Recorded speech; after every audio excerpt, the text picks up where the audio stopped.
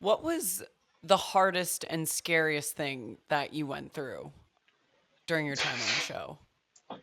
Having to freaking put on boxing gloves and fight Cam Newton. Yeah. All right. I need to Dive in. Tell us. die Tell us about it. like from the moment they like. Did they just walk up? Like tell? Yeah, I don't want to put words in your mouth. Like when did you know? I think I was in the car. Oh, so I was in the car with Alana and Christy, and we were driving, and we were like, "What's coming next? What's coming next?" And I was like, "Ah, God, I don't know. I just hope it's anything but like the billing." And it was funny. This is like a surfer coming up.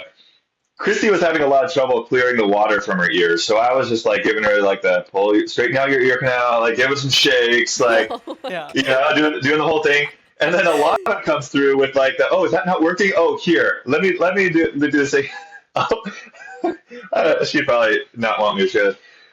Alana will like take her hair and like, if that's not working, she'll like turn it into like a little like poker and just like put her hair into her ear to break the surface tension, and then it like kind of dribbles out. I'm like, yo, like she gets pummeled by waves and gets like water deeper into her ears than anybody. She would know, and like we like what I was giving her, Chrissy wasn't working, and Alana got like popped the surface tension of the little water like droplet and got it out. I've never heard of that in my life. I mean, that Isn't should be that now funny? shared far and wide with all swimmers. Yeah. Like, I just know, right? lick your. Just like make a little spear of hair and just like, I just gotta break it. It's probably have, like- not good for your eardrum. Really, don't do it. Disclaimer: this Right. is not medical advice. Um, but yeah, so I mean, then we just like we stop in these Land Rovers.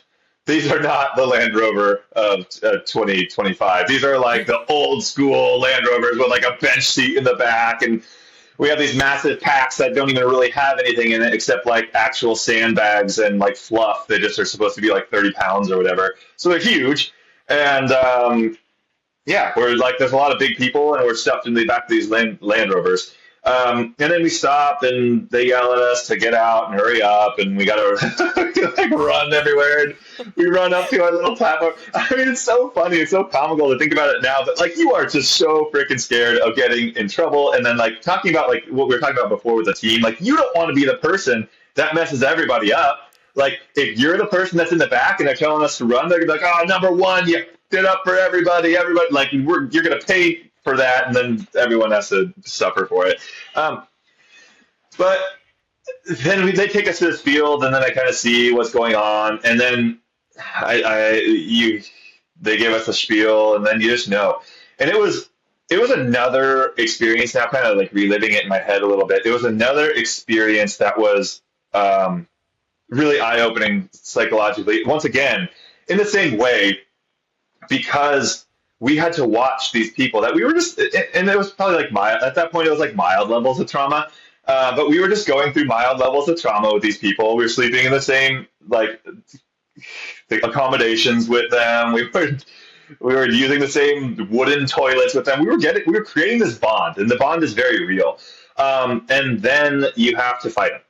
And then you're seeing like these people that are your good friends at this point, like having to fight each other. And if they like aren't punching hard enough, they get yelled at like to punch harder, and then they do. And it's like it was really weird. It was very primal. You see it, and like it kind of turned into a video game for me, where like I could hear my heartbeat in my ears, and like the time dilation started kicking in. Like things started like moving a little slower, and just like it was very very strange. And then I think Cam and I went last. Yeah, I think Cam and I went last. I kind of knew, unfortunately, that I would have to fight him because, like, who else was going to? Like, I would have loved to fight anyone else.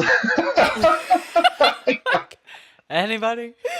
Literally anybody. But, like, the size matchup just made it so that it was likely that him and I would get matched up against each other. And it was a lot. I mean, it was a lot. So punching somebody is not something that comes super naturally to me, but it was like, well, either do that or just sit there and get punched. Um, Yeah. and Cam, to his credit, like I don't think they didn't like show a ton of this, but Cam like didn't want to fight either. Like I think he like raised his hand and he was like, "Hey, can I just like forfeit?" Heck, he knew he was gonna win. We all knew he was going to win, but like they wanted us to fight, so we fought. And at the beginning, like we were fighting, punching each other, nothing.